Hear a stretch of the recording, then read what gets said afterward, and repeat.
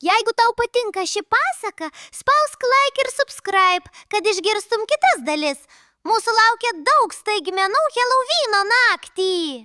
Helovyno pasaka Slaptoji skardinės katės misija ir dalis.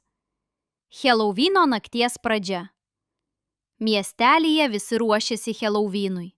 Kepė moliūgų sausainius, kabino paprastas girliandas ir dėliojo žibintus iš išskobtų moliūgų.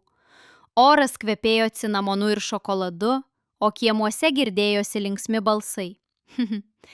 3 draugai – Lėja, Kipras ir mažasis Domis – susitarė leistis į nuotykį dar prieš didįjį kaukių paradą. Jie slapta svajojo rasti skardinę katę, miesto legendą, kuri sakoma, Helovyno naktį atgyja. Apie skardinę katę pasakodavo taip. Ji žvilga tarsi iš skardos, turi ilgą metalinę uodegą ir protingą švytinčias akis, kurios pastebi viską. Sakoma, tik ji žino kelią į slaptąją saldainių slėptuvę, vietą, kurioje saldumynų tiek, kad jų užtektų visai mokyklai.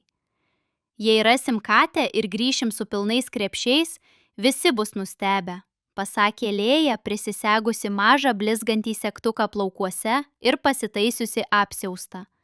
Tai bus kaip tikras žygis, linktelėjo Kipras, tvirtai laikydamas krepšelį saldainiams. O jeigu katė pikta, tyliai paklausė Domis, dar su minkšta pižama po apsiausteliu. Manau, jis smalsi, ne pikta, nuramino Lėja. Jei elgsimės mandagiai, ji mums padės.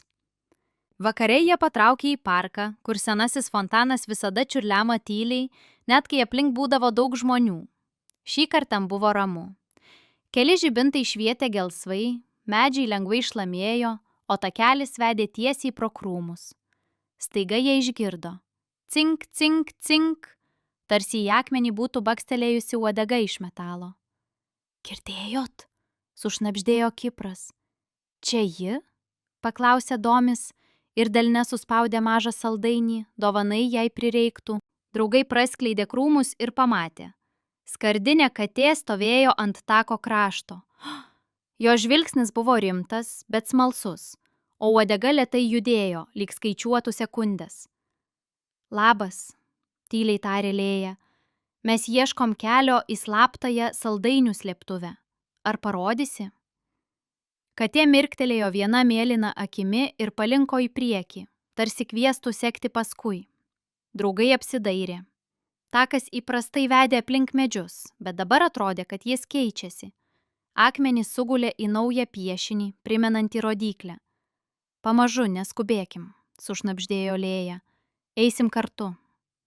Jie žengė paskui katę gilyn į parką, kur medžiai stovėjo arčiau vienas kito, o žemė buvo minkšta kaip kilimas. Fontano čiurlenimas ėmė skambėti kitaip, lyg grotų trumpą dainelę, kuri rodė kryptį. Skardinė katė sustojo prie senojo suolo ir uodega bakstelėjo į akmenuką, po kuriuo švietė mažytė žybsnį, tarsi paslėptas kelio ženklas. Tuo metu vėjelis pakėlė lapus ir jie apsisuko ratu aplink draugus. Man atrodo, parkas keičiasi, sumurmėjo Kipras. Nebijokim, pasakė Lėja, mes kartu. Katė vėl mirktelėjo ir mostelėjo uodegą.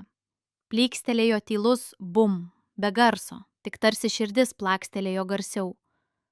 Takas prieš juos tapo platesnis, lyg kas būtų nubraukęs miglą nuo paslėpto kelio. Run ar follow? Sušnabždėjo Domis, bet jo akys jau šypsojosi. Follow, nuskambėjo